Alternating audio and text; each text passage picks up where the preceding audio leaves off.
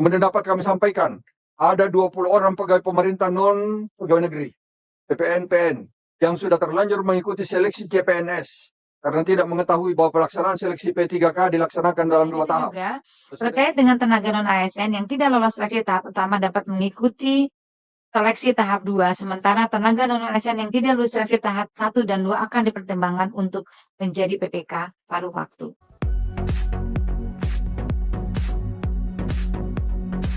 Kemudian Bapak dan Ibu, izinkan juga saya menyampaikan dasar hukum daripada pengadaan ASN tahun 2024.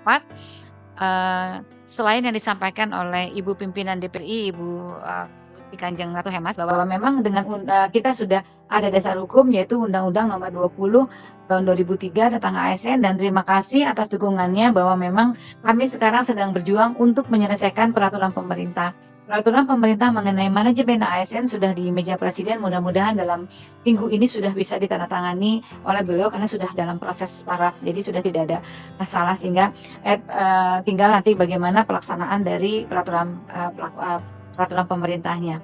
Kemudian yang kedua yaitu dengan PP nomor 11 junto PP nomor 17 tahun 2020 serta PP nomor 49 tahun 2018 tentang PPPK, dan kami juga sudah menerbitkan peraturan Menpan nomor 6 tahun 2024. Dan untuk pengadaan ASN ini ada beberapa keputusan Menpan yang kita sudah disesuaikan kaitannya dengan untuk penilaian baik untuk PNS maupun PPPK, terutama untuk kaitannya dengan nilai ambang batas, kemudian persyaratan dan mekanisme dan lain sebagainya sudah kami keluarkan pula.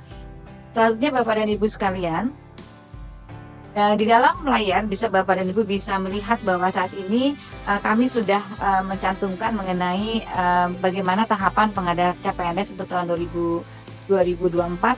Saat ini untuk yang CPNS sudah pada tahap SKB atau seleksi kompetensi bidang. Pengumuman hasil seleksi direncanakan pada pertengahan bulan Januari tahun 2025 dan akan dilanjutkan dengan tahap susunan penetapan nomor induk pegawai dan pengangkatan yang akan dilaksanakan oleh masing-masing instansi pada bulan Maret 2025.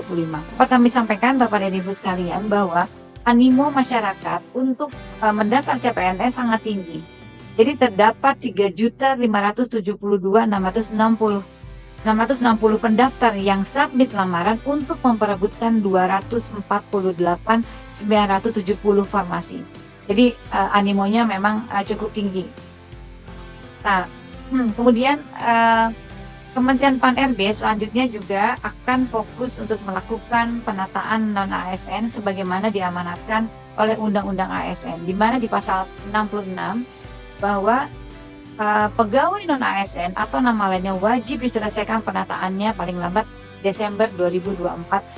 Dan sejak undang-undang ini ditetapkan, maka instansi pemerintah dilarang mengangkat pegawai non-ASN atau nama lainnya selain pegawai ASN. Jadi undang-undang memang sudah melarang pengangkatan lagi tenaga non-ASN sejak diundangkannya undang-undang ASN ini. Berdasarkan selanjutnya Bapak Ibu Pimpinan, berdasarkan hasil pendataan tahun 2022, total tenaga non-ASN adalah 255.092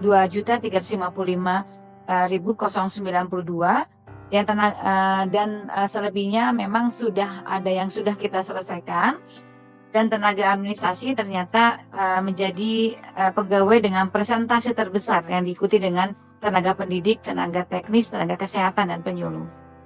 Secara garis besar, penataan non-ASN saat ini sebagaimana diamanatkan oleh Undang-Undang Nomor 20 bertujuan untuk melaksanakan amanat Undang-Undang Nomor 7 untuk mengisi kebutuhan PPPK atau pegawai dengan perjanjian kerja sesuai dengan kebutuhan instansi, memperjelas status kepegawaian tenaga non-ASN dan mengangkat tenaga non-ASN sesuai dengan peraturan perundang-undangan.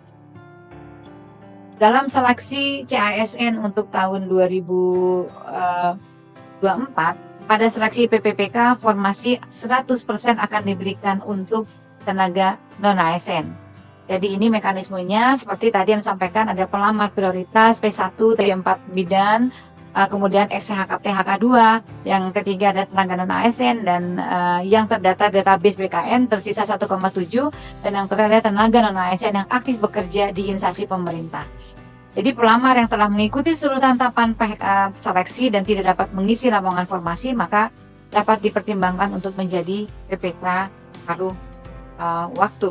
Bapak dan Ibu sekalian, ini adalah tahapan pengadaan PPK-nya, jadwalnya yang sudah kami sampaikan. Nah, saat ini tahapan seleksi untuk P3K itu adalah sampai kepada tahapan seleksi kompetensi yang akan direncanakan selesai pada Desember tahun 2024. Dan berdasarkan statistik, pelamar seleksi calon P3K tahap utama 2024 lebih banyak dibandingkan dengan jumlah formasi, terutama pada jabatan guru dan tenaga teknis. Hal ini menunjukkan bahwa seleksi akan berlangsung secara kompetitif. Dan berdasarkan tren sejak 2017, formasi CASN pada tahun 2024 merupakan formasi terbesar selama 10 tahun terakhir. Banyaknya jumlah formasi berbanding lurus dengan jumlahnya banyak pelamar. Jadi saat ini pelamar sekitar 5.629.000 lebih. Evaluasi terhadap pengadaan CASN untuk tahun 2024 menunjukkan bahwa beberapa tantangan dan signifikan diantaranya keterbatasan anggaran yang menghambat pembukaan formasi dan ketidaksesuaian kualifikasi pelamar dengan kebutuhan instansi.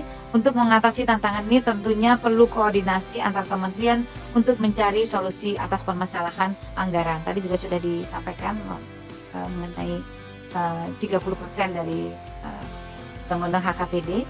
Selain itu juga terkait dengan tenaga non-ASN yang tidak lolos seleksi tahap pertama dapat mengikuti seleksi tahap 2, sementara tenaga non-ASN yang tidak lulus seleksi tahap 1 dan 2 akan dipertimbangkan untuk menjadi PPK paruh waktu. Selanjutnya, Bapak dan Ibu sekalian, saya ingin menyampaikan beberapa hal kaitannya dengan masalah kesejahteraan ASN. Jadi terdapat beberapa komponen penghargaan dan pengakuan yang diberikan kepada pegawai ASN untuk menjadikan ASN lebih termotivasi untuk menjamin kebutuhan hidupnya. Penghargaan ini tentunya tidak terbatas pada gaji dan upah, tapi juga mencakup berbagai aspek lain seperti tunjangan, fasilitas, jaminan sosial, pengembangan diri, dan lainnya. Secara khusus bagi ASN yang bekerja dan mengabdi di daerah 3T akan diberikan insentif dalam bentuk penghargaan dan apresiasi pemerintah terhadap pengabdian yang telah diberikan. Itu untuk yang daerah 3T. Kemudian dapat kami sampaikan, ada 20 orang pegawai pemerintah non pegawai negeri, PPN-PN, yang sudah terlanjur mengikuti seleksi CPNS karena tidak mengetahui bahwa pelaksanaan seleksi P3K dilaksanakan dalam 2 tahap. Dengan melihat pasal 25 ayat 3, Permenpan nomor 6 tahun 2024 disebutkan bahwa pelamar hanya dapat melamar pada satu jenis pengadaan ASN, yaitu PNS dan P3K. Sementara itu proses pendaftaran seleksi CPNS ditutup pada tanggal 10 September 2024, yaitu 2 minggu sebelum keluarnya surat Kepala BKN tentang jadwal pelaksanaan seleksi P3K. Sehubungan dengan hal tersebut, agar kiranya Bu Menteri dapat memberikan diskresi bagi PPN-PN bagaimana disebut di atas untuk diikuti dalam seleksi P3K tahap 2. Yang kedua adalah terkait dengan sistem merit dalam konteks pengadaan. Jadi kenapa tadi misalnya P3A teman-teman honorer itu tidak bisa langsung diangkat? Karena kita pun tidak mau melanggar undang-undang. Karena undang-undang itu harus melalui proses seleksi.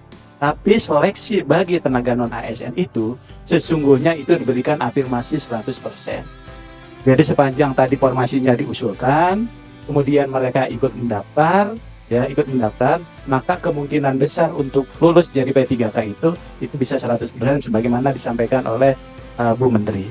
Jadi termasuk di Papua, Pak. Papua itu afirmasinya bahkan untuk CPNS-nya pun berbeda, gitu ya. Karena begitu dia tidak lulus NAB maka menggunakan peringkat. Dan bahkan Pak Pimpinan, Papua itu 2021 itu formasinya 28.000 itu sampai sekarang, Pak.